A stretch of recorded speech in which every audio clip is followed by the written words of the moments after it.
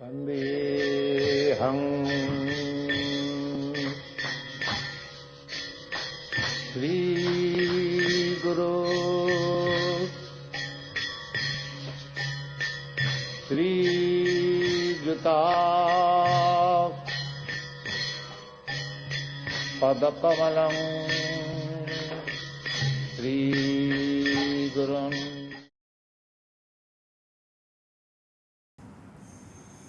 Vancha Kapa Truvya Kripasan Beva Cha Paditanam Pavanebo Vaishnavebo Namo Namaha. Hare Krishna, welcome to our ongoing online study of the Sri Upadeshamrita.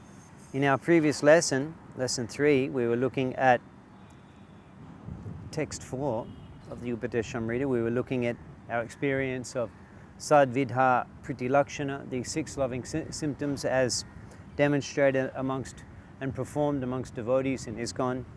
And we were also discussing some of the challenges that we experience in maintaining the 6 loving exchanges.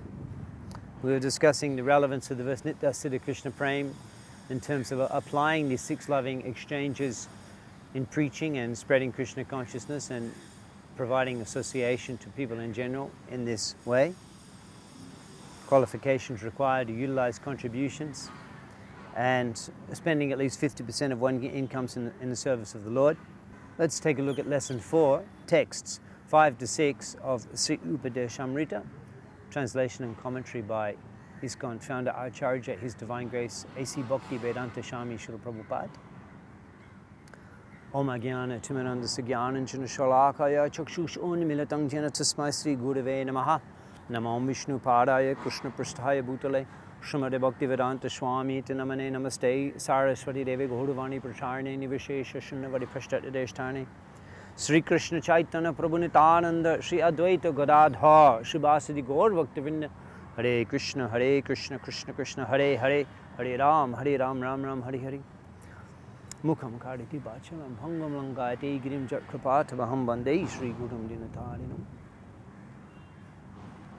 Let's chant the Sanskrit of text 5, Sri Upadeshamrita. Krishnati Yasha Giritam Manasadriyeta Tikshashti Chit Pranati Bishta Bhajantam Isham Susrushaya Bhajana Vigyam Anannamanya Nindadi Shunya Ridam Ipshita Shangalabdha. Rupa Goswami is explaining that one should mentally honor the devotee who chants the holy name of Lord Krishna. One should offer humble obeisances to the devotee who has undergone spiritual initiation, diksha, and engaged in worshipping the deity.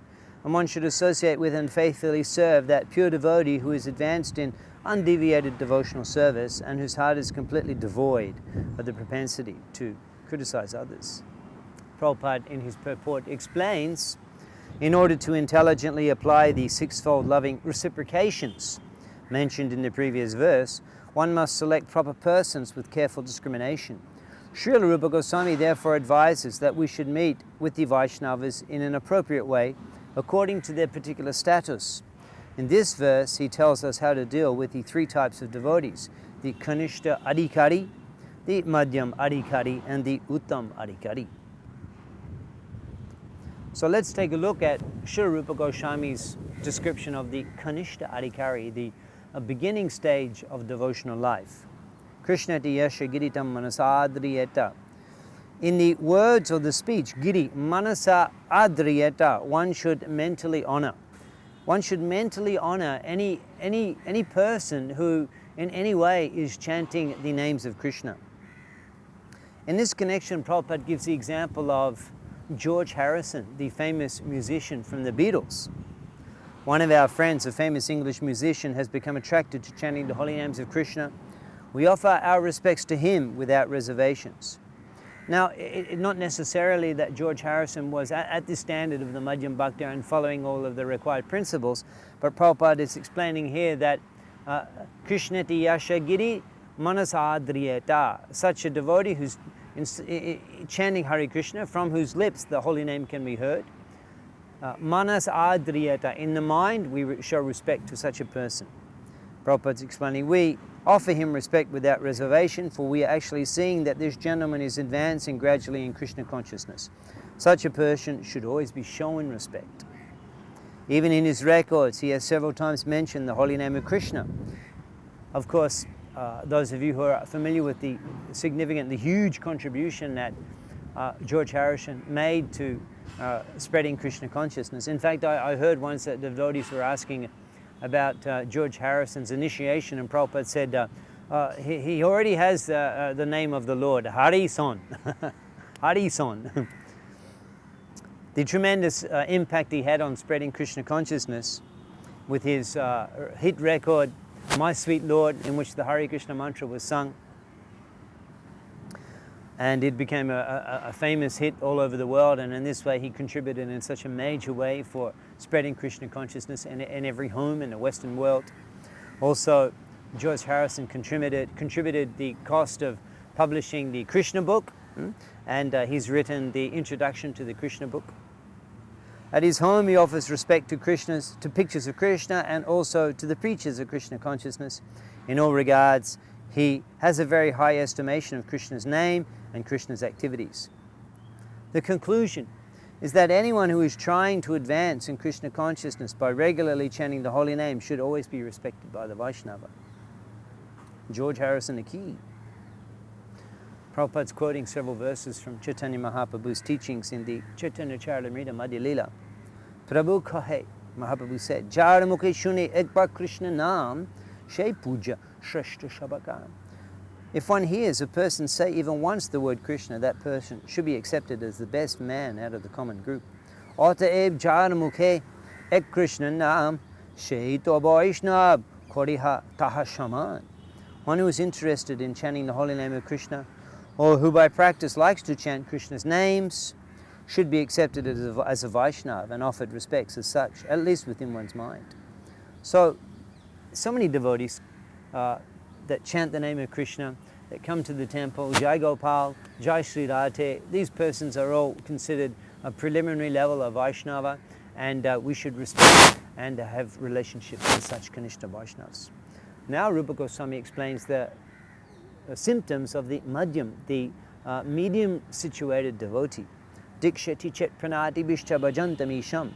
He has taken initiation and is bhajantam isham.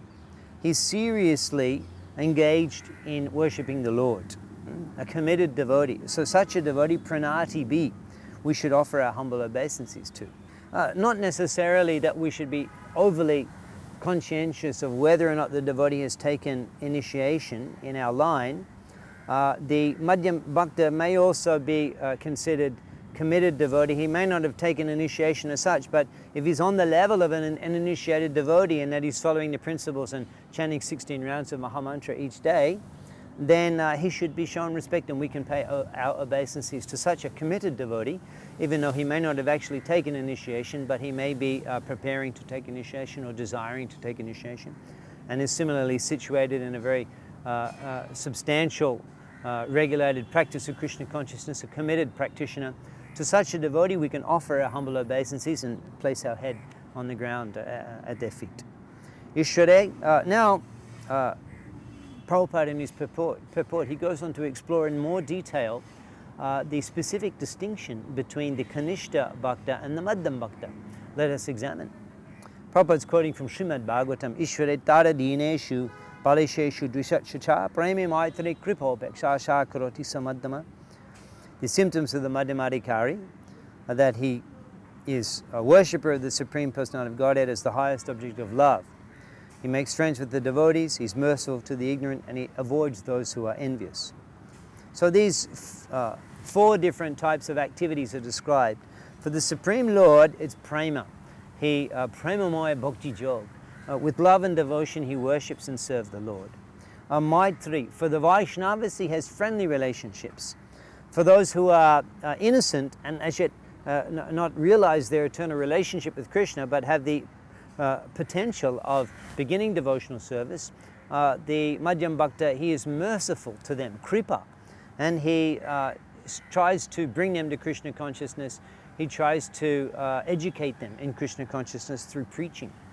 And the envious person who's not inclined, has no interest in approaching Krishna and beginning Krishna consciousness, or may even be antagonistic towards or aggressive towards or in opposition to the devotees, and he's avoiding or neutral, opekha. One does not associate with such people to further agitate them. In the case if we are disturbing such a person in our efforts to preach, then actually that may make them more aggressive, and in that way their propensity to progress in spiritual life can actually be damaged. So in that way it's better that we just ignore such a person and rather direct our energy of preaching towards those who are somewhat inclined recipients.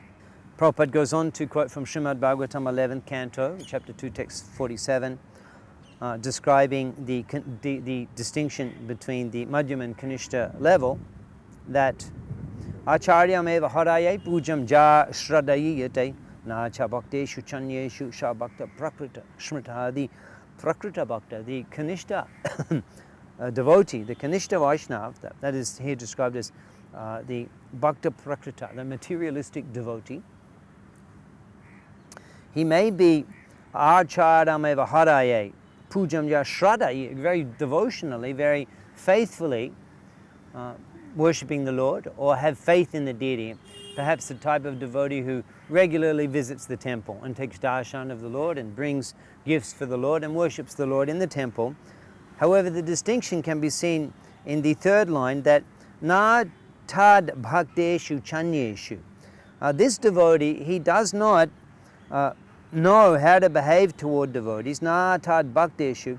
He doesn't understand the importance of associating with devotees and hearing from devotees and taking shelter of the Vaishnavas in order to progress in Krishna consciousness. He doesn't understand the importance of that, and he's not following that. He's not taking shelter of Vaishnavas, and he's not cultivating appropriate relationships as previously described in the Upadeshamrita with the Vaishnavas, the 6 loving symptoms, etc. And Chanyeshu, other people, not only is he not cultivating appropriate relationship with the devotees, but he's also not caring about people in general. Anyeshu means people in general. This Vaishnava, although he has great faith in the deity and loves the deity, he is not preaching Krishna consciousness. He's not spreading Krishna consciousness. So this is the distinction between the Madhyam and the Kanishta Adhikari. The Madhyam Bhakta will maintain the appropriate relationships with the Vaishnavas, as the previous verse, text 4, described, and he will also be inclined to spread Krishna consciousness and show mercy to the innocent. These are the qualifications which make one eligible to be considered on the Madhyam platform. The Madhyam Adhikari is both maintaining good relationships with Vaishnavas, accepting the shelter of the spiritual master, and he's also committed to spreading Krishna consciousness and sharing mercy to people in general. Rupa Goswami then goes on to describe the symptoms of the Uttam Adhikari, the topmost classification of Vaishnav. Sustrusha bhajana bhigyam anannamanna nindari shunya ridam ipshita shanga labdha. He is anya nindari shunya ridam. He's not inclined towards criticism of others, and he is bhajana bhigyan anannam. He's Bigyan, he's realized, he's advanced in his bhajan, in his ananna bhakti, in his unmixed, in his unalloyed service to Lord Hari. He has purity in his Krishna consciousness. He is a completely purified soul, focused exclusively on the interest of the Lord and the service of the Lord. This is called Ananya Bhakti. And he is advanced in the performance of Ananya Bhakti and worship of the Lord in purity. So such a devotee, Rupa Goswami is explaining, Ipshita Sangha Labdha. Association with such a devotee, we should desire, we should seek out. Prabhupada further elaborates on the symptoms of the Uttam Adhikari in his purport. When a person realizes himself to be an eternal servitor of Krishna, he loses interest in everything but Krishna's service, always thinking of Krishna, devising means by which to spread the holy name of Krishna. He understands that his only business is in spreading the Krishna consciousness movement all over the world. Such a person is to be recognized as an Uttam Adhikari, and his association should be immediately accepted. Indeed, the advanced Uttam Adhikari Vaishnav devotee should be accepted as a spiritual master. Srila Bhaktivinoda Thakur has given some practical hints, some very observable symptoms of the Uttamadhikari. Prabhupada's explaining to the effect that an Uttamadhikari Vaishnava can be recognized by his ability to convert many fallen souls to Vaishnavism. So we can determine the spiritual level of the Vaishnava in regard to what extent he's able to spread the holy name, to what effect he's able to have an impact on others and bring them to the path of Krishna consciousness. This indicates great spiritual potency. If we analyze Prabhupada's comment in this regard, the specific symptoms that he mentions, we can see that many members of our Krishna conscious society are on the level of Uttam Adhikari, as herein described by Srila Prabhupada. He's realized he's an eternal servant of Krishna. Many of our preachers have been completely committed to preaching Krishna consciousness for close to 50 years of their life. So this cannot be done unless a person has actually realized who they are. They've realized that they are Krishna's servant, and evidence of that realization is that they've given their life for the service of Krishna. This is a symptom of a realized devotee. Only interest is in Krishna's service. He's always thinking of means, always thinking of Krishna, and always thinking of devising means to spread the holy name. We see this symptom in many of our senior preachers in Krishna consciousness. They're completely absorbed in spreading Krishna consciousness and always thinking about, always meditating on how different ways, new ways that we can introduce Krishna consciousness, ways that we can expand the Krishna consciousness movement. In fact, they're completely absorbed in this endeavor, and they're dedicated their lives completely for this mission. This is symptoms of Uttam Adhikari, a very advanced devotee, a first-class devotee. The only business is spreading Krishna consciousness all over the world, and they have the ability to convert many fallen souls to Vaishnavism. Yes, certainly the position of Srila Prabhupada is, of course, incomparable and extremely exalted. And we can also see, after Prabhupada's manifest pastimes on this planet were completed and Prabhupada entered the Aprakat Lila, then we see the preaching of Krishna consciousness, particularly in India, and spread in a tremendous way. And tens of thousands of followers, tens of thousands of devotees have been inspired in Krishna consciousness by Prabhupada's followers. And this is indicative of the fact that they are on the Uttam platform. Such exalted souls we can accept as spiritual master. And this is completely in line with the teachings of Srila Rupa Goswami. Translation to text 6 of the Upadeshamrita. Being situated in his original Krishna conscious position, a pure devotee does not identify with the body. Such a devotee should not be seen from a materialistic point of view. Indeed, one should overlook a devotee's having a body born in a low family, a body with a bad complexion, a deformed body, or a diseased or infirm body. According to ordinary vision, such imperfections may seem prominent in the body of a pure devotee, but despite such seeming defects, the body of a pure devotee cannot be polluted. It is exactly like the waters of the Ganges, which sometimes during the rainy season are full of bubbles, foam and mud. The Ganges waters do not become polluted. Those who are advanced in spiritual understanding will bathe in the Ganges without consideration of the condition of the water. In his purport to text 6, Srila Prabhupada is explaining Krishna's devotee is not subjected to material condition, even though his bodily features may appear materially conditioned. One should therefore not see a pure devotee from a materialistic point of view. We may have a tendency to view devotees in our movement from a materialistic point of view. For example, we may consider devotees in terms of their ethnic background or race and use terminology like a foreign devotee or Indian devotee, Russian devotee. Even within India, different ethnic backgrounds, we may use terminology like Bengali devotee or North Indian or a South Indian devotee, or even within South India, we may have our Tamil devotees, Malayalam devotees, Telenga, Andhra, etc. This is a tendency resulting from our previous materialistic conditioning.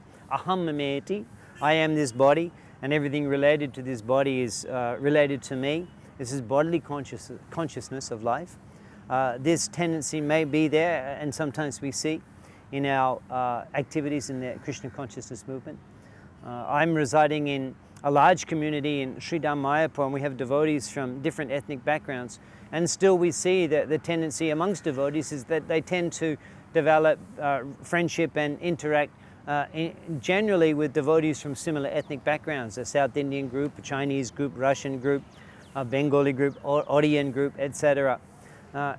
As a movement, and particularly from the point of view of administration and education, we should function in such a way as to try to minimize this type of tendency, and as much as possible we should work toward integration amongst devotees regardless of ethnic backgrounds, based upon our equality all as being servants of Krishna, and particularly members of Prabhupada's movement and followers of Chaitanya Mahaprabhu, and predominantly focus on that identification.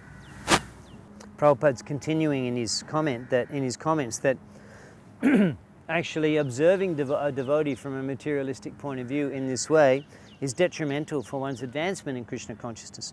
One is forbidden to observe, Prabhupada writes, the activities of a pure Vaishnava from a material point of view.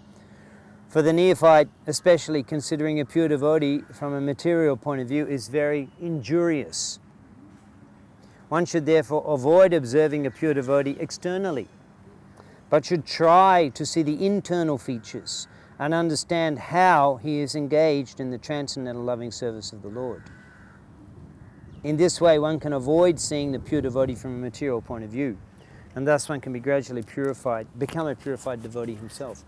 So we need to be cautious, and we need to be attentive to this propensity and avoid the propensity to view devotees from a materialistic point of view by appreciating, by observing, and by recognizing and by appreciating their spiritual life, their commitment to Krishna consciousness, their seriousness in practicing sadhana, their efforts in preaching Krishna consciousness, and in general their devotional qualities. We should view the devotees in this way. We should look for these qualities. We should recognize these features of the devotee, and in this way train ourselves to view the devotees from the spiritual point of view.